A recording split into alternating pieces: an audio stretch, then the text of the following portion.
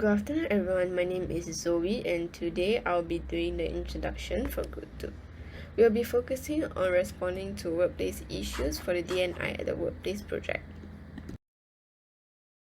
And as for today, I'll be doing the introduction, the diversity element research, as well as the summary of our interviewee. And Harris will be doing the proposed D&I strategies. Min Xuan and Yen Chuan will focus on the measuring success, and lastly, Jing Hui will be doing the initiatives.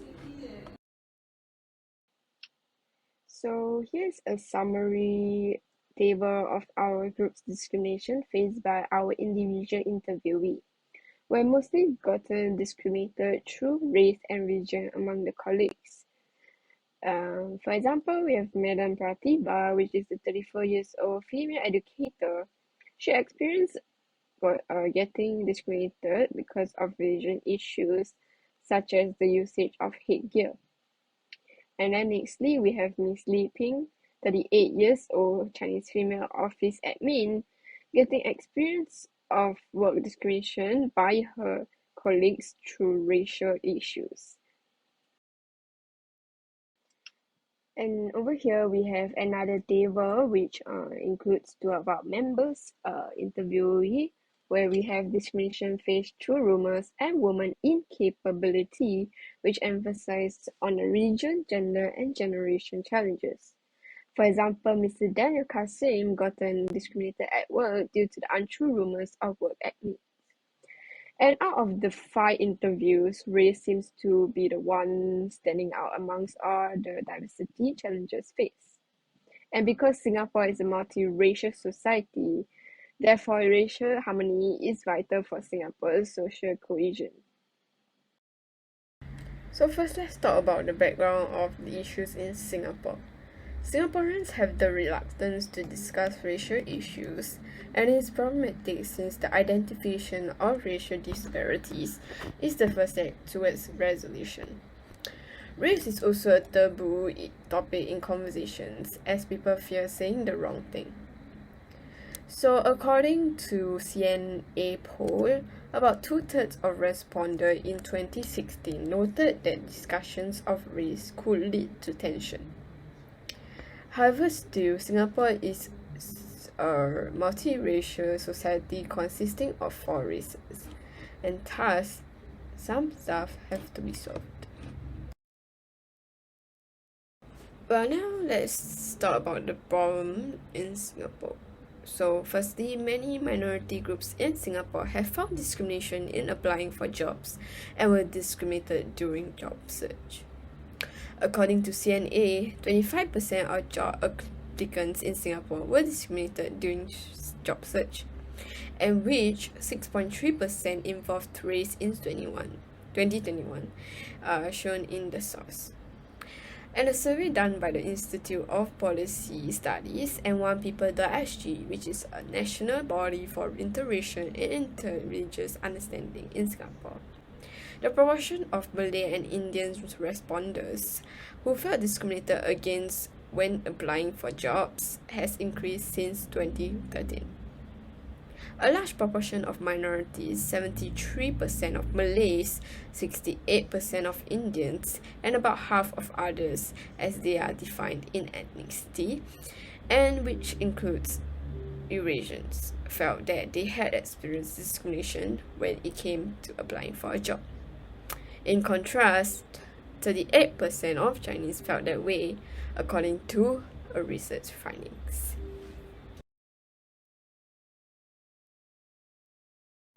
Now, another problem Singaporeans face is seeking for a promotion.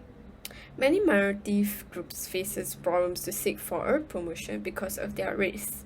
In total, 4,015 Singaporeans and permanent residents were polled on issues ranging from their aspects of their racial and religious identity to their experiences of living in a multiracial society, and their attitudes towards social and policy issues. And response were clear that majority of the Singaporeans that have issues seeking for a promotion is based on the Malays and Indians, while Chinese have a better opportunity. This is due to the different stereotypes and assumptions made in the workplace. Now I'll pass to Harris for the proposed D&I strategy we have come up with. Hi, I'm Harris, and now let us discuss our D&I strategy. Our proposed diversity and inclusion strategy is our commitment to provide a fair and diverse workplace with equal opportunities through the inclusion of each employee. Through this, we aim to eliminate all racial discrimination within the workplace, starting with number one, instating fair working opportunities within each workplace. Number two, ensuring a fair job promotion opportunity for each individual. And number three, having a greater and more inclusive workplace environment. Now, some benefits which companies may reap from our proposed D&I strategy is number one, enhancing their reputation with job seekers. Number two, attracting greater top talents. Number three, having greater engagement and commitment from their employees. Number four, having greater access to a more diverse customer base. And lastly, number five, having a lower turnover rate. Now, it has been proven that companies which are more diversified in their workplace may experience up to a 36% more profitable company. Now, this is because with the greater diversity spread of their employees, the company is able to have greater access to a greater pool of customers and hence bringing in greater revenues. Adding on to that, some individual benefits which individuals may reap is having greater understanding of different races. Secondly, having a happier and more productive work experience. And lastly, creating a new and better workplace culture, hence creating a better company.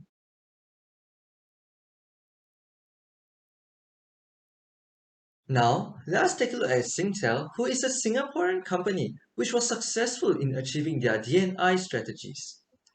Singtel's D&I statement is we believe in providing a diverse, inclusive, and collaborative work culture as well as an environment that values differences to achieve better business results.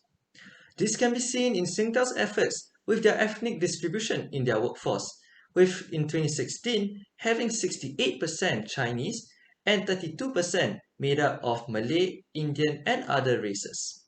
Now, although the Chinese do hold the majority of the workforce within Singtel, it does not condemn Singtel's efforts in attempting to include a greater diversity of races within their workplace. To prove this, some success which was achieved by Singtel is number one, achieving the Employee Experience or Champion of the Year for the year 2022. Secondly, they were listed in the Global Diversity and Inclusion Index for the year 2019. And lastly, Singtel topped the inaugural Singapore Board Diversity Index on 16 September 2020. Hence, this shows that Singtel was really successful in achieving their D&I strategies, and we believe that since they can do it, we can do it too. Hi, my name is Jing Hui and I'll be presenting the second initiative which solves the problem of minorities finding hard to apply for jobs. A study found that women and UIM recruiters tend to use different strategies to affect applicable diversity, says John Madera, study co-author and professor at the Conrad Hilton College of Hotel and Restaurant. To develop a diverse candidate pool which consists of people from different races, the management team can do changes to a job advertisement to attract more minorities.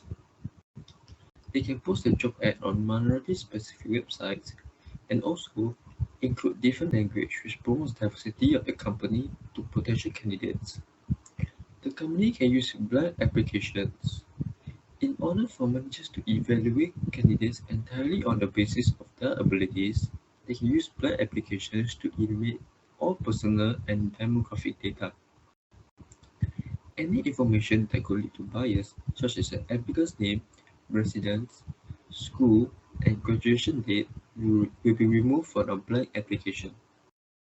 Another method that can be used is to implement bias interrupters, as it ensures that the systematic racism won't affect traditional minority groups. Taking careful notes during interviews so we have information rather than impression to use when deciding who to hire, it limits unconscious buying when hiring people. Unconscious bias is the underlying attitudes and stereotypes that people unconsciously attribute to another person or group of people that affect how they understand and engage with them. Another example to help implement diversity programs is ensure that all interview questions are uniform and free of complexities that only particular groups could comprehend. Some job interviews has questions that only specific races understand, and this is a problem as the minorities will feel left out. This leads to minorities not able to answer the questions as well as the majority, leading them to fall short of the interview. The first initiative we can implement are minority employee workshops and mentorships, which is an employee-level initiative. It will offer leader-led workshops by fellow minorities who can achieve roles that many others feel are out of reach, as well as workshops which include skills reskilling, networking, and leadership workshops, and many more. It will also offer mentorship opportunities to minority employees to provide them with advice and support whilst navigating their professional development at the workplace. Such mentorship opportunities with fellow minorities who can achieve what most minority employees think is challenging are rare. They help to encourage and assist them in continuously furthering their profession since their mentors have been through the struggles they have and understand the troubles they are facing and where they are coming from. It is especially vital for minorities who do not see themselves being represented in leadership roles, as their mentors can act as their role model. Besides, it also makes them feel empowered as they have someone to look up to, which gives more moral support to them as well. These are the goals that we have set for our initiative. For Initiative 1, which is focused on improving the hiring process, we are aiming to achieve a 1-to-1 ratio of diversity in the new hires to existing employees in the company. This will happen in the next 1 year or the next recruitment drive. Initiative 2, which focuses on promotion of minority employees, we aim to achieve a 50% of employees holding managerial roles to be made up of minorities in the next 5 years. This will allow ample time for employees, even new hires, to gain the relevant experience and climb up the ranks in the organization.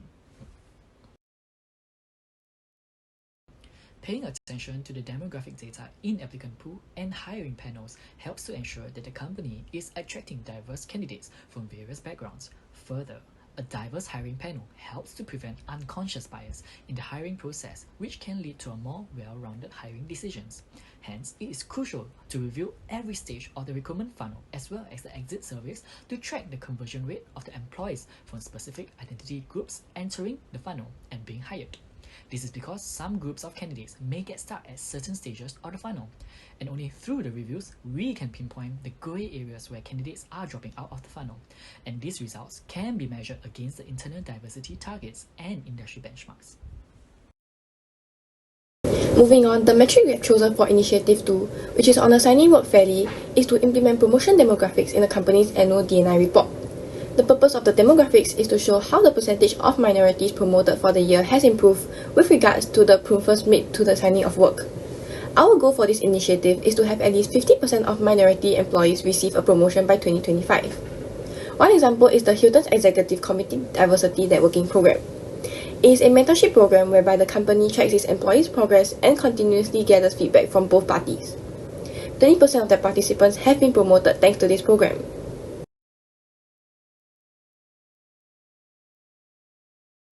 We chose to use the promotion demographics as our metric instead of annual employee performance reviews is because they are a much more direct and effective way to show the potency of the program. Metrics like the annual employee performance reviews are ineffective as feedback and advice should be given by managers to the employees throughout the year and not only once at the end of the year. It will be difficult for employees to recollect what happened that particular day, and it is harder for them to act upon the feedback given and improve. Although it is a convenient way of managing employees' performances, studies also show that they are demotivating and disengaging for employees unless they receive the highest ranking or best feedback possible.